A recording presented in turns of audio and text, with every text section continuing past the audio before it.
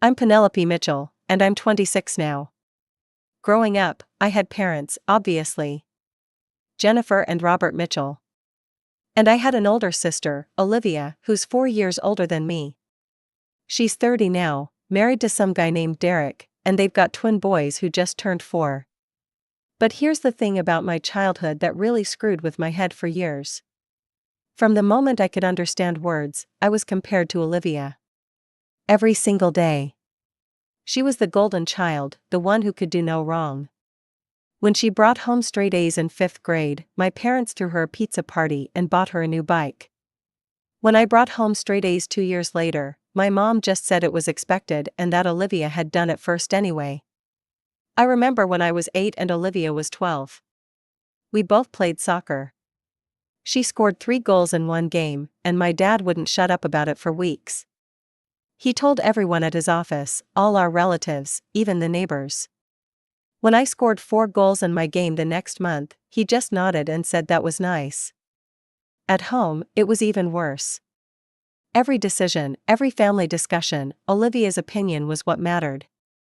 When I was 13, I really wanted to paint my bedroom this light blue color.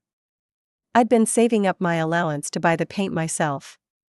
But Olivia said it would look ugly and clash with the hallway, and my parents immediately shut down the idea. Meanwhile, when Olivia wanted to knock down a wall in her room to make it bigger when she was 16, they hired contractors and did it without question. Or the time we were picking a vacation spot. I'd been begging to go to this science museum in Boston for months because my class was studying astronomy and I was obsessed with it. But Olivia wanted to go to some beach resort in Florida. Guess where we went? Yeah. Florida. I didn't even get to bring a book about space because my mom said it would be too heavy in the luggage. Family dinners were the worst. I'd try to talk about something that happened at school or something I was interested in, and my parents would listen for maybe 30 seconds before turning to Olivia and asking about her day. It was like I was just background noise in my own family. The only place I felt like I actually mattered was at my grandparents' house. Grandma Margaret and Grandpa William lived about 40 minutes away in this beautiful house right on the lake. Honestly, that place was more home to me than my actual home ever was. Every weekend I'd beg my parents to let me stay with them. Sometimes they'd say yes just to get me out of their hair. At Grandma and Grandpa's, everything was different. They actually listened when I talked. I could go on and on about whatever I was into at the moment, whether it was dinosaurs or poetry or learning to skateboard, and they'd sit there genuinely interested. Grandpa would hang up my drawings on the wall in his study. Not just stick them on the fridge with a magnet where they'd fall off in a week, but actually frame some of them and put them up like real art. He told me once that my drawing of a sunset over the lake was his favorite piece in the whole house. I was 11 when he said that, and I swear I almost cried.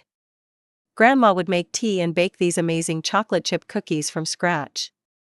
We'd sit at the kitchen table, just the 2 of us sometimes, and she'd ask me about my friends, my classes, what I wanted to be when I grew up. She never once compared me to Olivia.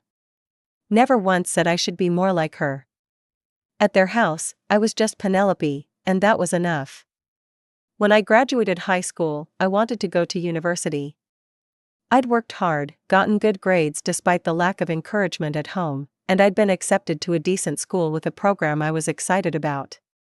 But when I told my parents I needed help with tuition, they sat me down and said no. They said they couldn't afford it. They needed the money for Olivia's wedding. She'd gotten engaged to Derek, and my parents were planning this massive event. My mom had spreadsheets and binders full of ideas.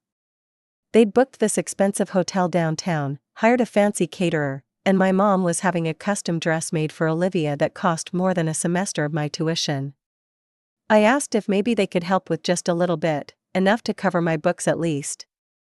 My dad said I needed to learn to be independent and that Olivia's wedding was a once-in-a-lifetime event. I didn't bother pointing out that my education was also pretty important. So I took out student loans. Big ones. The kind that would follow me around for years.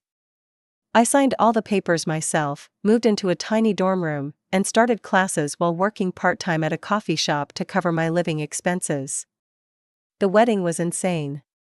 I'm talking ice sculptures, a 7-tier cake, a live band, flowers everywhere. There were like 200 guests. Olivia looked beautiful, I'll give her that.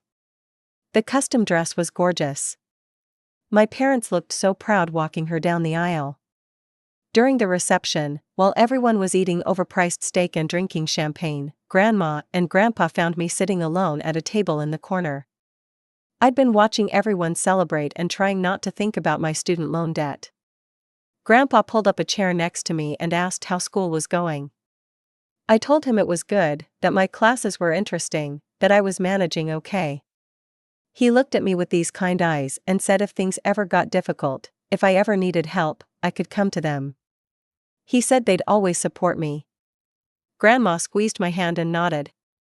She said they were proud of me for working so hard and that they knew I was going to do great things. I felt this huge weight lift off my chest. Just knowing someone believed in me, someone had my back, it made everything feel possible. I thanked them, probably more emotionally than I should have at a wedding reception, and they just smiled. I made it through my second year okay. The loans were piling up, but I was managing. I'd started to figure out who I was outside of my family's shadow. I had friends, professors who actually noticed my work, a future that felt like mine. Then the summer before my third year hit, and everything fell apart. Grandpa William died of a massive heart attack in July. Just like that. One day he was fine, working in his garden by the lake, and the next day he was gone. I got the call from my mom while I was at my summer job. "Penelope, your grandfather passed away this morning," she said, her voice flat. "The funeral is Saturday." She sounded annoyed that she had to tell me, like it was an inconvenience. The funeral was small. I cried through the whole thing. My parents stood there looking uncomfortable, and Olivia kept checking her phone because the twins were with a babysitter. I wanted to scream at all of them that we'd just lost someone incredible, but I kept my mouth shut. Grandma Margaret took it hard. Really hard. She'd been with Grandpa for almost 50 years. After the funeral, I visited her at the lake house as much as I could, but she seemed like a shell of herself. She barely ate, barely talked. It was like part of her had died too. A month later, I got another call. Grandma had passed away in her sleep. The doctors said it was heart failure, but I knew the truth. She died because she couldn't stand being without him. Some people are like that, so connected that when one goes, the other just follows. I was devastated. In the span of 5 weeks, I'd lost the only 2 people who'd ever really seen me.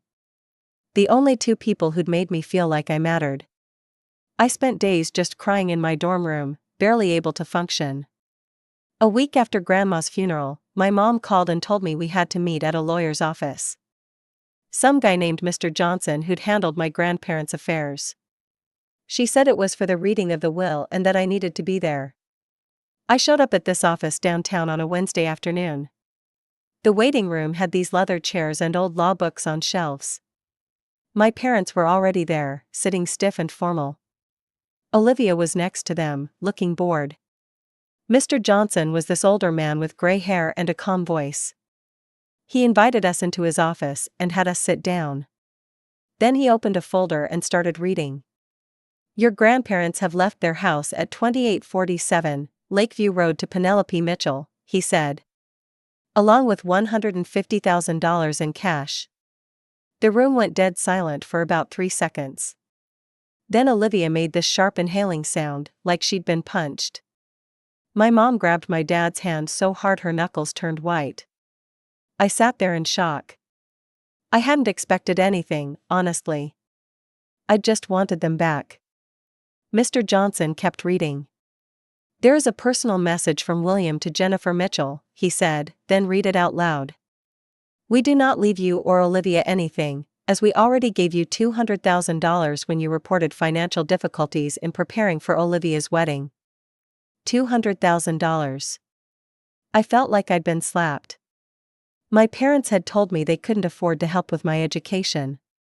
They'd said they had no money. But they'd gotten $200,000 from my grandparents and spent it all on Olivia's wedding?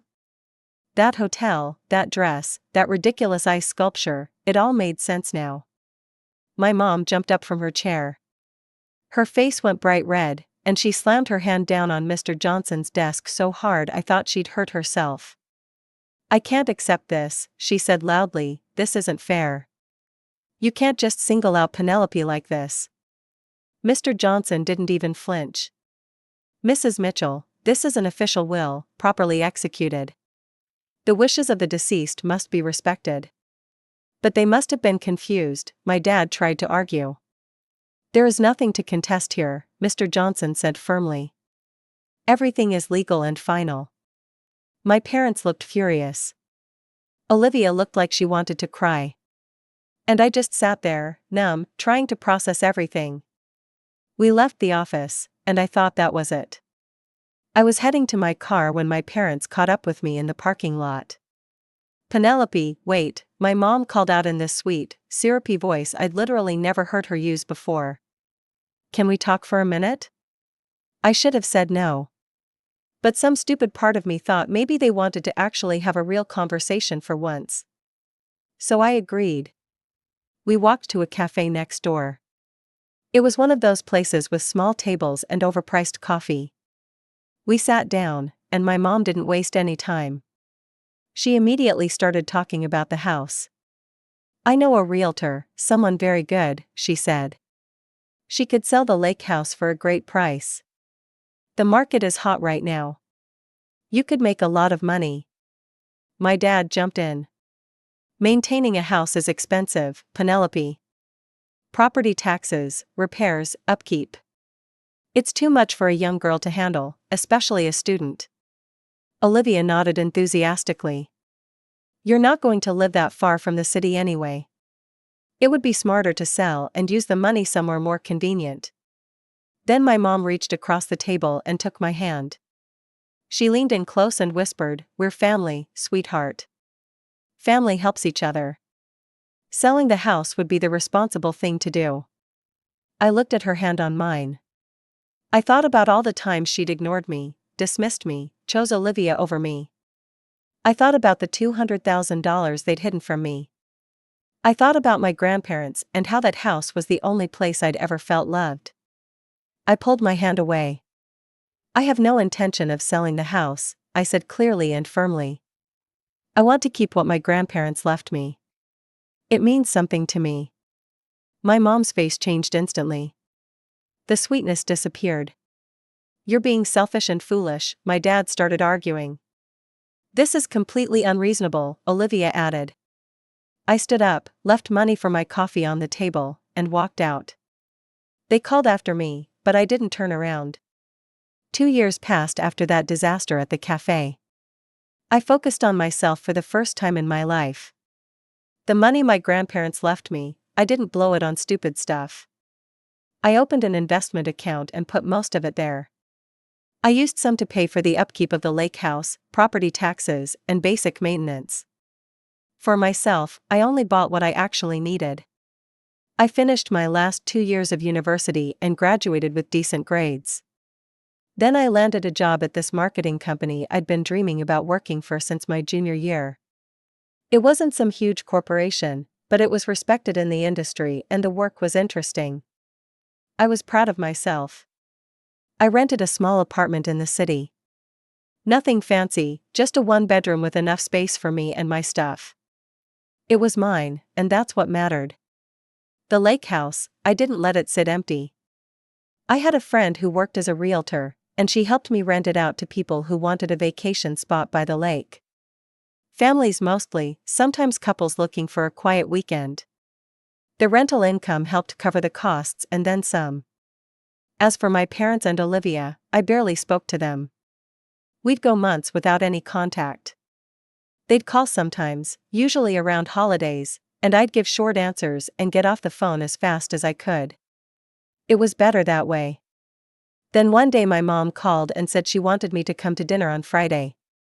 She sounded normal, not sweet or fake, just regular. I almost said no, but something made me agree. Maybe I was curious. Maybe I was just tired of avoiding them forever.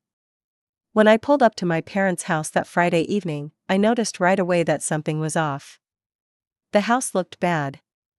The paint was peeling on the shutters, the gutters were hanging at weird angles, and the lawn that my dad used to obsess over was completely overgrown with dandelions and weeds. It looked neglected. Inside wasn't much better. The furniture looked worn out, and there were water stains on the ceiling in the hallway. But dinner was ready, and we all sat down at the table like a normal family. At first, the conversation was almost pleasant. My parents asked about my job in Chicago, about my apartment, about how I spent my weekends. Olivia asked if I was dating anyone. It felt weirdly normal, and I started to relax a little. Then dessert came out. My mom had made apple pie. We were eating it when my dad cleared his throat. "So, Thanksgiving is coming up," he said casually. "We're expecting a lot of relatives this year. Uncle Tom, Aunt Sarah, the cousins. It's going to be a full house." "That's nice," I said, not really paying attention. "The thing is," he continued, "we'd like to rent a more spacious place for everyone. Somewhere with room for the kids to run around. But we haven't been able to find anything suitable." I felt it coming before my mom even opened her mouth. "We were wondering," she said carefully, "if maybe you could lend us the house you inherited. Just for Thanksgiving weekend." Olivia jumped in immediately. "It would be perfect, Penelope. The twins could play by the lake. They'd love it. Fresh air, nature, all that." I thought about my grandparents. I thought about how they'd always loved having family around for holidays. They'd probably want the house to be used for something like this. They'd want their great-grandchildren to play there. "Okay," I said, "you can use it for Thanksgiving." My mom smiled. "Thank you, sweetheart. That's very generous." We set a time for Thanksgiving Day. They'd arrive at 2 in the afternoon, and I'd meet them there. We'd all celebrate together as a family. Thanksgiving came, and I decided to head to the lake house a little early. I wanted to make sure everything was ready, maybe put out some decorations. I got there around 1:30. But when I unlocked the front door and walked in, I knew immediately that something was wrong. The party was already over. Or at least, the meal part was. There were dirty dishes everywhere. Plates piled in the sink, glasses on every surface, food stains on the tablecloth. My wooden dining table had cigarette burns on it, actual burns that had ruined the finish. And my grandmother's expensive carpet, the one she'd brought back from a trip to Turkey, had these dark stains all over it that looked like wine or maybe gravy. I walked through the house in shock. The relatives were gone. It was just my parents and Olivia somewhere in the back. I could hear them laughing. The sound came from the living room at the rear of the house. I walked quietly toward the sound and stopped in the doorway where they couldn't see me. My parents were on the couch. Olivia was in the armchair. They all had drinks in their hands and looked completely relaxed. "It's a good thing Penelope wasn't here," my mom said, laughing. "She's not needed here anyway. This is my parents' house, really. But at least she can play hostess now and clean up all this mess herself." My dad laughed along with her. "The girl needs to learn some humility. And now that she's let us use the house, we might as well keep coming here. She gave us permission, after all." They clinked their glasses together like they'd just made some brilliant plan. I felt rage build up inside me. Pure, hot anger. I'd offered them the house because I wanted to help, because I thought it was what my grandparents would have wanted. And they'd used me. They'd deliberately lied about the time so I wouldn't be at Thanksgiving. They'd trashed the place and were planning to keep using it without asking. I stepped into the room. They jumped when they saw me. My mom's glass actually slipped in her hand, but she caught it. "Penelope," my dad said with fake enthusiasm. "We were just waiting for you. You must have gotten the time wrong." "I heard everything," I said. My voice was shaking. "You gave me the wrong time on purpose so you could celebrate without me." My mom let out this theatrical groan. "Oh, Penelope, you're always so dramatic about everything. Get out, I said, get out of my house. Now wait a minute, my mom said, standing up. We're family. We have a right to use this house. You gave us permission. I said get out. This is my property, and I want you gone.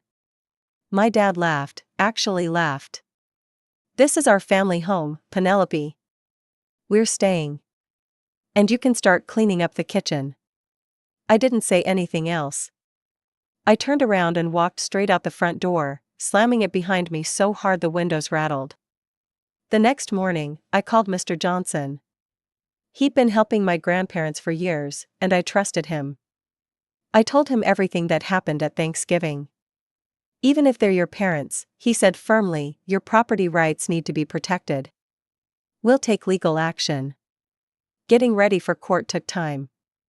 We had to gather all the documents, the deed to the house, records of every interaction I'd had with my parents about the property. We needed proof of the damage they'd caused. Mr. Johnson was thorough and patient through the whole process. The trial day finally came. I sat in the courtroom feeling nervous but ready. When it was my turn to testify, I spoke calmly and clearly. I stated the facts without getting emotional. I gave my parents permission to use the house for Thanksgiving Day only, I said. I have messages in our family chat that prove this. I never gave them permission to live there. The judge looked at the evidence Mr. Johnson presented. Screenshots of the messages, photos of the damaged table and carpet, everything. My mother took the stand next. She had tears running down her face, but they looked fake to me. This house should belong to the whole family, she said, her voice breaking. Penelope got it unfairly. It's not right that only she inherited it. The judge held up the will. Mrs. Mitchell, the will is clear and legal. My mom's tears disappeared fast. She influenced them, she said angrily. She manipulated my parents into writing the will in her favor. The judge's expression hardened. Do you have any proof of this claim, Mrs. Mitchell? Well, no, but. Then you are slandering your daughter without evidence, the judge said sharply. I will not tolerate baseless accusations in my courtroom. I also presented evidence of the damage from their party. Photos of the cigarette-burned table, the ruined carpet, receipts showing what it would cost to replace them. And I showed documents proving I'd lost rental income for several months because my parents refused to leave and I couldn't rent the house out. A few weeks later, the verdict came. The court ruled in my favor completely. My parents were ordered to vacate the property immediately and pay compensation for all the damage they'd caused, plus my lost rental income. After the verdict was announced, my parents and Olivia started messaging me constantly. Apologies, begging, asking me to meet and talk. I deleted every message without reading most of them. Then one evening, I came home from work and found my mother standing outside my apartment door. She looked terrible. Exhausted, with dark circles under her eyes. Please, she said when she saw me. Just listen to me for a minute. What do you want? I asked, not moving closer. We're sorry, she said, her voice cracked. We're so sorry for all the pain we caused you. Please forgive us. We're family. I shook my head slowly. I can't forgive you. I suffered in that family my whole childhood. I'm tired of being considered family only when it's convenient for you. My mother's eyes filled with tears. Real ones this time. Your father's company went bankrupt, she said quietly. He's buried in debt. We need help, Penelope. Please.